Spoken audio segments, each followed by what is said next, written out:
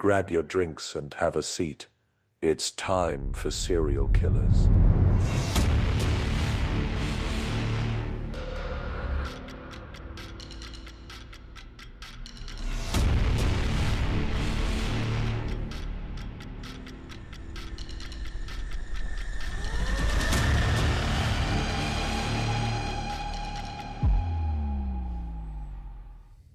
What's up? Hello. We are here. I'm T. And I'm Jay. And we're here to talk about serial killers. That's what we're here for.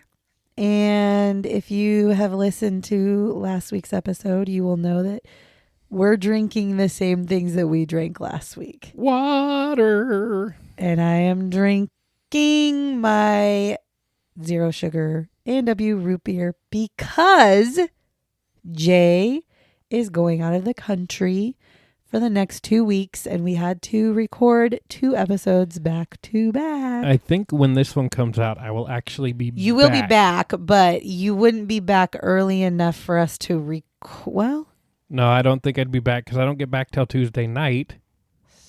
Saturday morning, I mean. Do I get back Saturday morning? You leave on Tuesday night, you get back Saturday morning. So yeah, I'd definitely be back in enough time. You would have been back in enough time. I guess we didn't have to read. But we're doing it anyways. But we're doing it anyways because you know why? Because I'll be tired as shit when I get back. And we procrastinated everything. So this is the first time probably in my life I've ever jumped the gun this early. But that's okay. I don't sound as nasally either. I still have a little bit of the cold, but it's just you don't hear it as much. So that's good. I still sound like Kermit the Frog. No, you don't. So just a question. Are you drinking just water? Or are you drinking like flavored water? Because you know how you don't like water. I think it's been so long since I've drank water that I am drinking water? Yeah. Water? Unflavored. That's crazy talk. I love unflavored water. Jay does not, but apparently he does. Only when my body's dehydrated. So I don't really think there's anything that we really need to address or talk about. One thing that I will bring up. One thing. This has to do with current true crime. This actually was found a while ago, but I just want to let it be known. So as you know, we live in Washington, and a while back, a father killed his 3 daughters, disappeared into the woods. They ended up finding his remains in the forest. Now, here's the thing that I understand. I'm not trying to be conspiracy theorist about everything. But one of the things that bothers me is where they found his remains is less than a half a mile away from where the girls were found. And so one of the big questions that people are trying to ask is, why did it take this long, like months, to find him if he was dead? Because that's the thought process is that he died not too long after he killed his girls. So the question would be, but why did it take so long to find his remains? And that question has been asked, and they, to be fair, the response was the terrain is so hard, like harsh terrain, that it was really hard for them to find them. But what I was reading is that they found what they thought they saw was a shirt through drone footage. But they had drones out like within a couple of days of those girls being found. So I'm not. Yeah, but at that time they might have been looking for somebody like moving through the forest or whatever. Well, he's so maybe seeking they weren't and things like that. I understand that. So but maybe they weren't looking as much detail and then going back over footage or reflying a drone and finding, because from up tall, seeing a shirt, that's a small little piece of when you're flying a drone. But that's how they found his bones. No, I understand. So that's what I'm saying is you were able to find his bones based off a shirt that you thought you saw. The other thing is, this also leads me to what I originally said, which was one of the things that I had read was that his daughters were all dead And there was a bloody handprint on the back of his truck. And my thing is, from the beginning, I had said, there's a good chance that he killed his daughters. I'm not saying that. But there's also a chance that what if he didn't kill what if he didn't kill his daughters? What if he was also, is like injured, or what if he was under attack? Now, DNA evidence did come out and say that his DNA was the only DNA on the bags that were over his daughters' heads. However, I just find it really interesting. Now, my actual thought was that maybe he killed the 3 girls and then tried to commit suicide, but didn't die. And then went off into the woods and ended up dying in the woods. So I don't know. It just, it's horrific all the way around. This mother lost her 3 children. He was suffering from some mental health issues. So overall, the whole thing sucks, but I am happy that they have been able to put closure to it and to have been able to solidify that he is not alive. Not because he's not alive, but I'm happy that they've been able to figure out that he's not running around out there, right? I'm not going to lie, when I first heard that they found remains, I was like, that just seems bizarre that they'd all of a sudden find his remains. But if his remains were found only, less than a half a mile from where his daughters were killed, there's a chance that he actually died not too long after his daughters died. And he's just been out there in the elements and stuff. So that's an update on the murder of the 3 daughters that we've talked about. I've talked about on Crime Bitches too. And so I just wanted to give that quick little update because it's closure. It's not necessarily what anybody wanted, but it's closure. Yeah, and it's just one of those many things that are happening in our world right now where we won't have all the answers for. Yeah, we'll never have them all, but in this one, it's nice when you can. It's not nice when people are dead necessarily, but it's nice when you can give closure to the people who are waiting for answers. In particular, with that one, you probably are concerned that he's going to show up at your front door. So it gives you a little bit of closure, kind of allows you to move on. So anyways, that's not what we're here to talk about. What are we here to talk about? We are here to talk about a serial killer. And who would that be? Okay, well, this guy's he's just not that informational. So we're going to see how this goes. We are talking about Daniel Lee Siebert. So Daniel Lee is known for having 9 to 12 victims. His murder dates are 1979, 1985 to 1986. His location of murders are California, New Jersey, and Alabama. His method of murder is strangulation and stabbing, and a characteristic of his murder is robbery.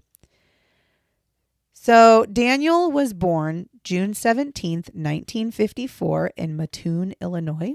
And he was raised in an extremely violent home, full of abuse. His father abused Daniel both physically and sexually. Now, according to Daniel himself, his father was extremely abusive, even forcing Daniel to perform sexual acts not only on his father, but on other people as well. It was also reported that his father would force him to wear girls' underwear, and he would sometimes be gagged and tied up, and he was also urinated on by his own father. His father also would use a bullwhip on Daniel to punish him, and Daniel does have physical scars from this abuse. It's not like, allegedly, he has actual physical scars on his body of the abuse that he had received at the hands of his father. Now, his mother was also abused, and she was afraid, and she was so afraid of her husband that she actually chose to keep quiet about the abuse, and she stayed in that relationship for a very, very long time.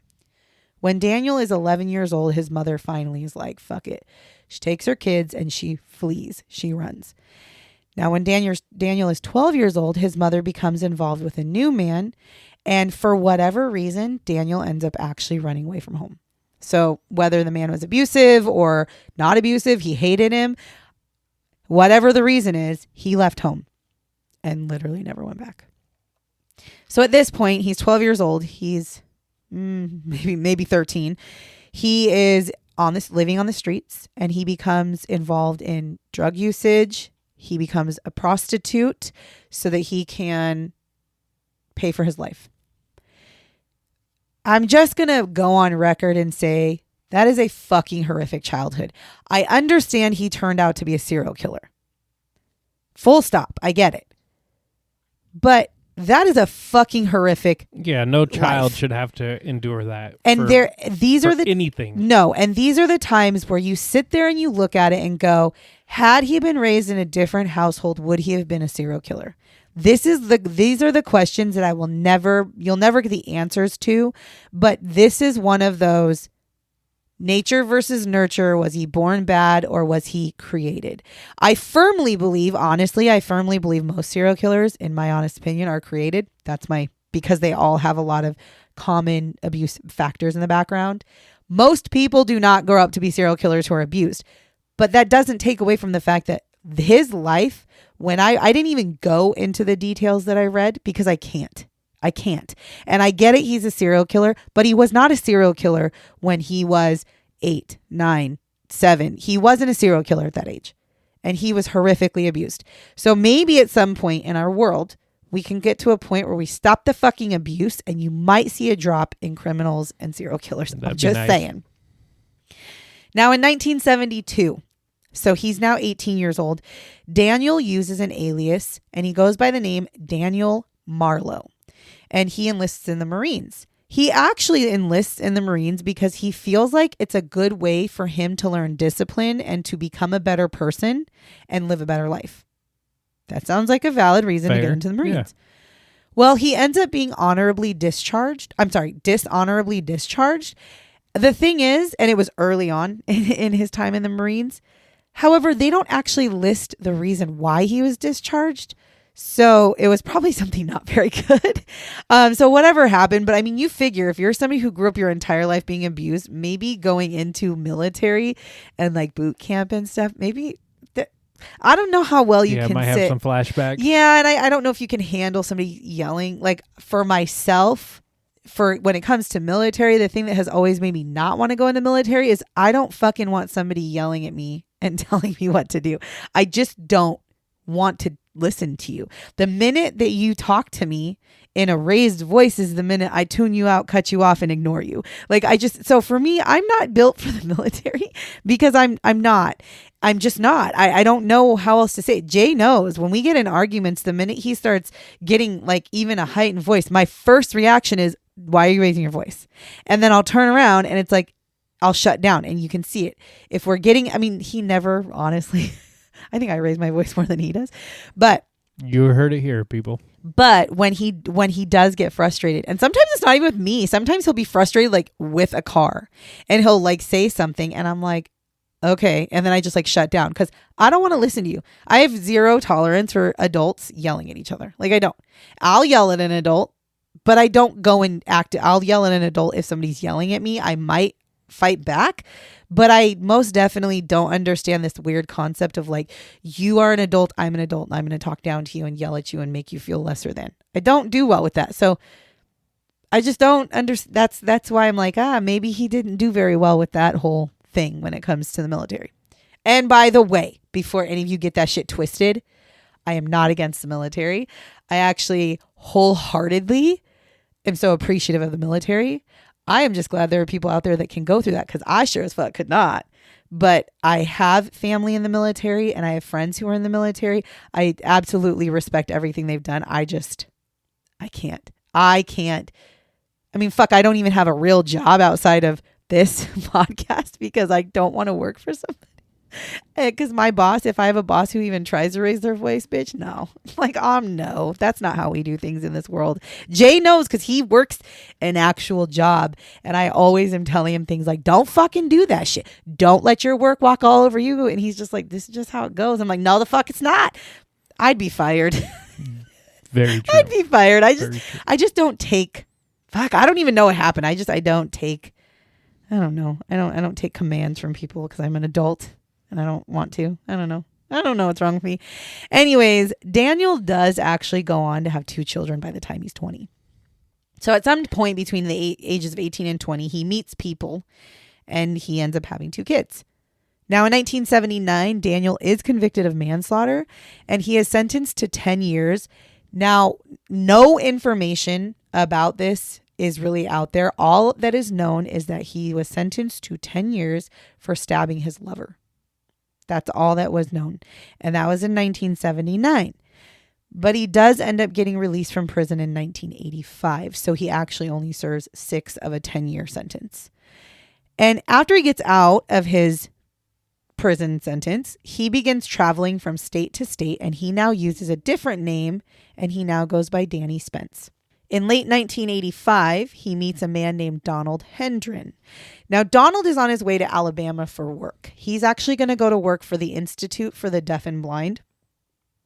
And he tells Daniel, like, hey, come with me. Like, you're an artist. Because one of the things that I watched a documentary, this is where I know some of this. Daniel was actually fairly artistic, because one of the things he came out later and said is that when he was growing up in his household, the only thing that kind of he could escape from was art. He would use artwork. He would draw and stuff to kind of create his own world, right? He'd be able to, that was his escape. So he's actually very artistically talented. And so this Donald guy was like, come with me. I'm sure we can find you a job. I'm working for the Institute for the Deaf and the Blind. Like, we can definitely do this. Daniel says, no, I'm good. Like, thanks for the offer, but no. So they go their separate ways. Well, in January of 1986, Donald actually calls Daniel again and says, listen, come to Alabama, come work at the Institute for the Deaf and the Blind. I can get you into a substitute job. Like, just come here. You would be good here. So this time Daniel's like, yeah, sure. I don't got shit going on. Yeah. So he moves to Alabama, and he moves in with Donald in Talladega. And Daniel starts by volunteering at the Institute as an art teacher. And what his hope is that he will end up becoming he will end up getting a permanent position, and it'll just be his career. He can just be an art teacher for this institute. However, he starts dating one of the students. Her name is Sherry Weathers, which obviously is against policy. Yeah, not a good choice. Not a good choice. And in February of 1986, Sherry Weathers misses her classes. And she had been missing the classes at the Alabama Institute for the Deaf and the Blind for at least a week. And the school's a little bit worried because she has not called them. She has not showed up. She has not sent a message. She has done nothing that would let them understand why she was missing classes. So police are called, and they said, we're concerned because this is one of our students. And when I say students, these are not like children. They are like 24 years old. They're college age. Yeah, they're almost like college age. Yeah. And so they are concerned because they're like, yeah, it's just not like her. So the police are like, okay, yeah, we'll go do a check on her apartment. We'll just go do like a welfare check. Yeah, wellness check. So they go to her apartment, knock on the door. Nobody answers. They end up getting into her apartment, and they start searching for her through her apartment, and they find the body of Sherry and her 2 children in this apartment. All 3 of them had been murdered. So it was Sherry Weathers, who was 24, Chad Weathers, who was 5, and Joseph Weathers, who was 4. So the police begin to investigate what has happened with this. So they're first of all, they're shocked because at the time in 1986, Talladega was not a super big area, and this shit didn't happen in Talladega. And so the cops were like, what the fuck? So they're looking around trying to figure out what actually could have possibly happened. Well, as they're investigating, they are contacted by the school, and the school says, there is another student that we just realized has also missed 4 days of school in a row and hasn't contacted us, hasn't called us, hasn't told us anything about why she would be missing. And they said, and she lives in that same apartment complex that you're at. She lives in Sherry's apartment complex. So is there any way you guys could just go over and check out and see if she's in her apartment and make sure she's okay? So the police are like, yeah, sure. Okay. So they go to the apartment of Linda Jarman, who's 33. And when they go into her apartment, they discover her body, and she too has been killed. So now police are like, what in the fuck? So now they're kind of focusing on the Institute in particular, because like this is 2 people, well, total of 4 people have been murdered, but 2 the main connection here is they both go to this institute for the deaf and the blind. So they start talking to students, they start talking to faculty, and they are talking to a specific student who ends up telling them that they are an art student. And they said that he was like a volunteer teacher / student teacher type thing. They said his name is Daniel Spence, and he seemed to be really interested in Sherry, like in class. Because they would ask, like, did you notice anything out of the ordinary? And they said, yeah, Daniel Spence was kind of, he seemed overly interested in her. Like maybe they had a fling going on or something, maybe. So the police were like, okay, well, let's go find Daniel Spence and let's figure out where, what his thing is. So they go to to the like office of the institute and they say, okay, we're looking for a volunteer of yours, Daniel Spence. And so they get his file out because as a volunteer, you have to fill out information.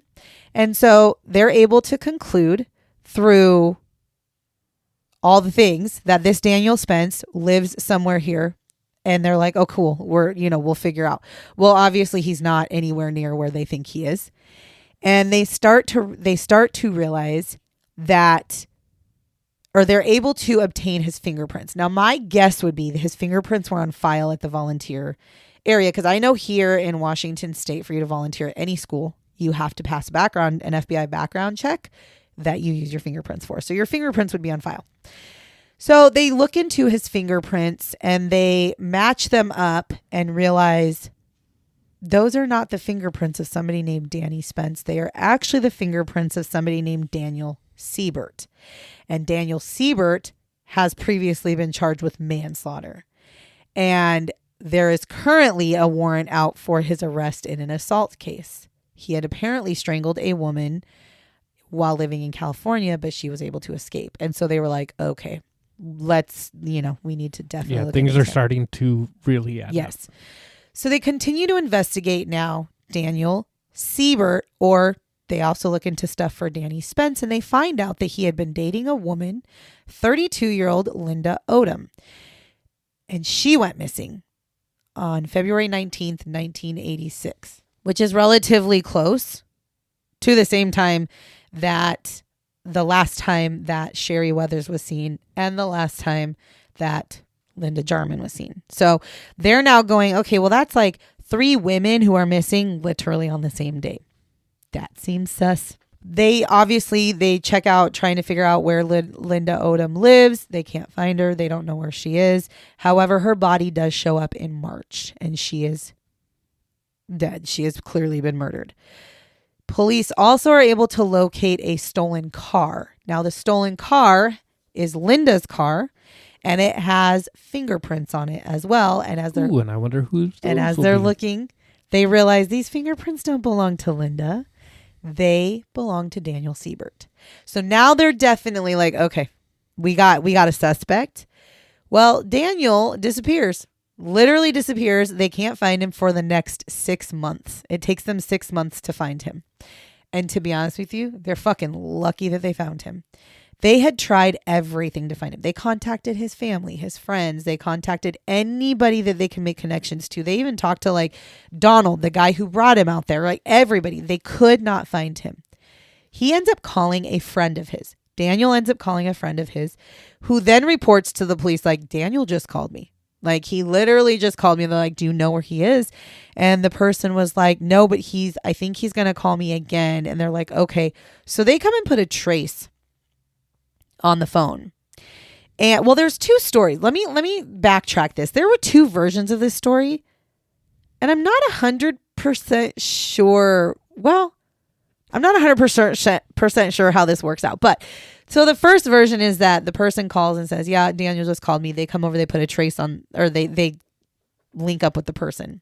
And when Daniel calls them again, they trace it. But the other version, I think that's kind of a mixture, is he calls the person to for whatever reason. That friend calls the police and says, Daniel just called me. And they said, do you know where he's at? And he said, I'm not really sure, but he's somewhere in, and they said a state or something. And so he calls a second time. Well, when he calls the second time, the police are able to find Daniel. And one of the things that they said was they might have been able to trace to like the vicinity, like the area. They were able to trace it to Tennessee, but not specifically Tennessee. And so they were talking to the friend and they were like, well, did you hear any background noises? Like, we need to figure out where he could possibly have been. And he said, oh, it was raining. Like when I was talking to him, it was raining because he was complaining about how he was talking to me and getting drenched by the rain.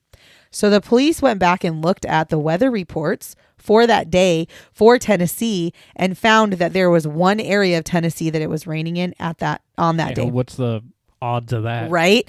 And so they were like, that's where he fucking is. So they go there. They find out that he's been living there and he lives in he works in a restaurant. And so they pull up to this restaurant and they just sit and wait for him to show up to work.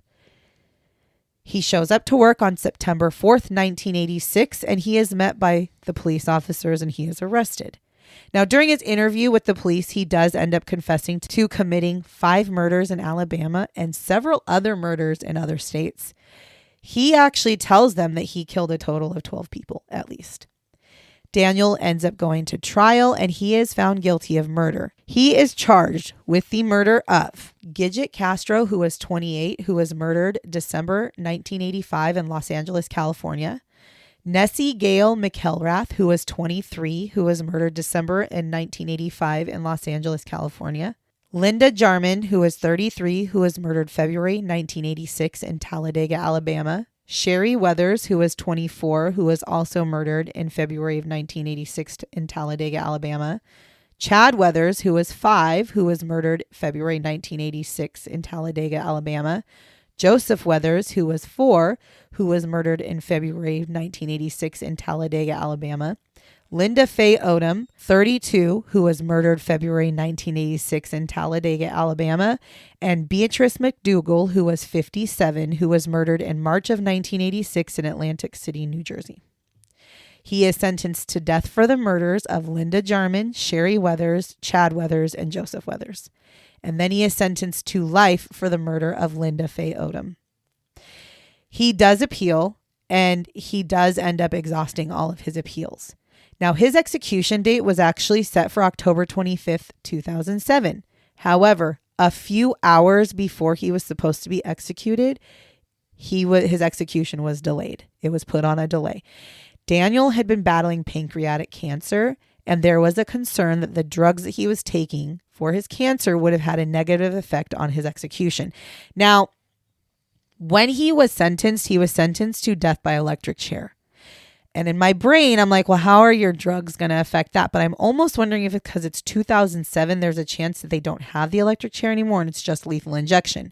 So I can understand how you would have a stay of execution for that, because at the end of the day, if you are putting somebody to death and you give them medication that makes it to where the lethal medication doesn't kill them properly and gives them either a horrific death or superhuman powers, but gives them, makes it inhumane, then we're just as bad as them because we're literally like murdering them, right? So I can understand that being a thing. I wasn't even mad about that, to be honest with you. Now, in December of 2007, so October is when his stay of execution was. December, he is actually questioned in regards to a pornography case, but charges are never actually brought against him. But there was some sort of suspicion around that. And then April 22nd of 2008 at 1:35 p.m., Daniel dies from complications of his pancreatic cancer. And at that point, he had been sitting on death row for over 21 years, which fucking eats my brain. Don't say it. It's my brain. No, yeah, and that's a lot of taxpayer money. Well, that's what I'm saying, because he lived on death row for 21 years. And his reason for not being put to death in 2007 was because he was battling pancreatic cancer. But it took you 21 years to get there. You telling me he was not battling fucking pancreatic cancer for 21 years? He was put to death, and you guys took 21 years to even try to do any. Well, I guess 20 years because he died a year later. But still, that eats my brain. That is what I don't understand. Again, I will say it 850 million times. I don't care if you put somebody to death. Don't give the death penalty if you're not going to use it. because that is unfair to every single person who wanted the death penalty. It's unfair to the family members who, or friends or whatever, who are like, good, he deserves it. He's going to die. Like, he's going to pay for his crimes. And then you just sit there for. So yes, it bothers me because it's just like, if you're not going to use the death penalty, then just don't give it. Just give them a life sentence. And then everybody, it's kind of a win-win, because now you as the person, the victim, can go, okay, well, that person is going to spend the rest of their life in jail. And then them as the perpetrator, they can be like, okay, I'm going to spend the rest of my life in jail. But when you put somebody on death row, it's like you're putting them in shitty conditions anyways, but then you're telling them like, oh, you're going to die. Oh, you're going to die. Maybe not, maybe not. And then you live there for 21 years. And it's like, but the victim's family members are sitting there going, so when is this going to happen? Like, I've never understood. I understand they have appeals and blah. I get it. But I've never understood why it takes 20 something years to get somebody to go to death row. That does not ever make sense to me. Anyways, that is the story of Daniel Siebert. I told you, there's not a lot of information. I do have a very, very minute amount of shots. Hey, shots are shots. Let's do it. So police do believe that Daniel is responsible for more murders than he confessed. One of these in particular was the murder of Cheryl Evans of Calhoun County, Alabama. Her body had been found around the same exact time as Linda's, with the same exact type of MO. The police were also put off by the fact that when they arrested Daniel, he seemed like an average guy. So when they first went to go get him, they were really, they were surprised at like his demeanor. He just came across as like just your average guy. His attorney in particular even said that he was a very pleasant guy to talk to. As for why Daniel did this, this is what his attorney says. So his attorney says he had a tough childhood without question. I think maybe abused by his father. He had it tough, but other people do too and don't do things like that. I don't know what made him snap. I don't know if anyone would ever know. So his attorney, who is his fucking attorney, is not even allowing to have the excuse of abuse, which I appreciate, because he says, yeah, he was abused, but there's a lot of people who have been abused and they didn't turn into serial killers. So I can't say that. His was pretty excessive, though. His was extremely excessive. And to be fair, a lot of the serial killers that I've researched, it's very similar abuse. It's a lot of sexual abuse and it's a lot of awful violent abuse. It's a lot of demeaning abuse. Yeah, it is. And so it's one of those things that it's like, I'm not saying that it's ever going to be an excuse, because it's not. But it is something that it's like, we oftentimes ask ourselves, what would make somebody such a terrible person? How can somebody go out and just murder somebody blatantly? This is one of the reasons why. Because from a very, very small age, your brain is wired differently at the hands of your abusers. And then you are raised in a completely different way that you don't have those normal, I'm not going to say normal because I know normal, but you don't have those interactions that you would need to teach you right from wrong or teach you how to handle situations, because your brain is totally messed up. So it's an explanation as to not every person who kills is an evil person. Some killers are made, and we have to come to grips with that at some point in our life. We have to come to grips with that. I would say actually a majority of murderers, whether they're serial killers or people who do bad things, they are made into killers. They are not born killers. Things happen in their life, or they're brainwashed, or, whatever that turns them to be different. Now, one thing that Daniel did say was that he killed Sherry. So this is what Daniel said. He killed Sherry because he felt that she could never amount to anything because she was deaf. And as for why he killed her children, because they would never amount to anything without their mother. Other than that, he has given no reason as to why he killed so many people. Which also, fuck you, guy. We'll never know. Fuck you, guy. You're telling me that you don't think a deaf person can live a normal... What the fuck? And then you killed their mother, so they don't have a mom because of you asshole. Yeah. Like, what? So I don't know if I necessarily believe that to be his reason as to why. Because also then, like, why did he kill the other women. Not all of the women were women that went to the Deaf and Blind Institute. So that's just one explanation, which is why I don't fucking buy it. I don't buy it for 1 second. I think he's fucked up. He was just fucked up. Mm-hmm. Like, just say it like it is. I'm a fucked up individual. Period. Done. Doesn't matter though, because he's not alive anymore. So he is what it is. But those are the shots of Daniel Siebert. That's about all I can say to it. There's not a lot to him, but I mean, a high amount of people in a short amount of time. That's my thing, is he killed quite a bit of people in a short amount of time. And I really think, truthfully, had he not stolen the car, I don't know if he would have gotten caught right away. No, there was a lot of rage in because the car is what linked him completely. Right. Well, when they were able to link the car, then it was like, okay, well, now we know who we're looking for. And then it's like, oh, he called his friend. Cool. So it's like, but had they not made that connection with the car, they wouldn't have gone and talked to all of his family and friends. And I think he definitely would have killed a lot more. The list would have got bigger. Oh, I definitely think so. But yeah, so that's Daniel Siebert in a nutshell, in case you were wondering. So thank you very much for listening. If you like these things and you like talking about serial killers, or you like listening to me, Jay, talk about serial killers, make sure you're following us. Click that follow button if you're not, and share us with anybody else that you think might want to listen to us talk about serial killers. And other than that, thank you very much for listening to kind of a not so informational Daniel Siebert, the man who killed 12 or more people in multiple states. Until next week, goodbye. Bye. Remember to lock your doors and bar your windows. Until next time.